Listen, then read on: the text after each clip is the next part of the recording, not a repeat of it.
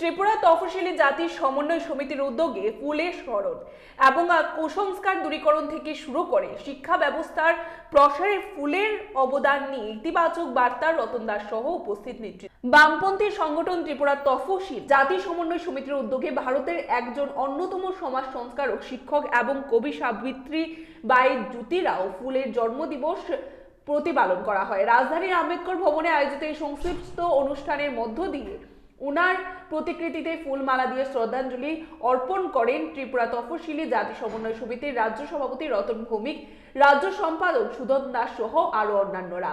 এদিকে গোটা কর্মসূচি সম্পর্কে নিজের প্রতিক্রিয়া ব্যক্ত করতে গিয়ে রাজ্যের প্রাক্তন মন্ত্রী সুজন দাস শ্রীমতী ফুলেকে ভারতবর্ষের শিক্ষা সংস্কারের এক অন্যতম পথিকৃৎ হিসাবে আখ্যায়িত করেছেন। শ্রী দাস দাবি করেন, তদানীন্তন সময়ে বিশেষ করে সমাজকে কুসংস্কার মুক্ত করা, শহর নারী শিক্ষার প্রসারে ফুলেদের অবদান অনস্বীকার্য এবং আগামী দিনে সমাজের স্বার্থে ফুলেদের আদর্শকে অনুকরণ করার আহ্বান রাখলেন এদিন রতন দাস সহ অন্যান্য নেতৃত্বগণ। আর স্বামী সমাজ সংস্কারক জ্যোতিরাও ফুলের উদ্যোগে শিক্ষা লাভ করেন এবং সমাজের পিছিয়ে পড়া বিশেষ করে নারীদের কল্যাণে তিনি বিভিন্ন কর্মসূচি, বিশেষ করে শিক্ষার, মহারাষ্ট্রে জাতপাতের যে বিভেদ তার বিরুদ্ধেও জ্যোতিরাও ফুলের সাথে সাথে সাবিত্রী ফুলেও একটা গুরুত্বপূর্ণ ভূমিকা গ্রহণ করেন এবং আমাদের দেশে সেই সময় নারীদের শিক্ষার অধিকার ছিল না বলেই চলে, লেখাপড়ার কোনো সুযোগ ছিল না। তিনি প্রথম নারীদের শিক্ষার জন্য বিদ্যালয় স্থাপন করেন এবং তাদের পড়াশোনার ব্যবস্থা, এবং পরবর্তী সময়ে সারা দেশেই যে শিক্ষার আন্দোলন এবং বিশেষ করে মহিলাদের শিক্ষা, তার অনুপ্রেরণা সাবিত্রীবাই ফুলে।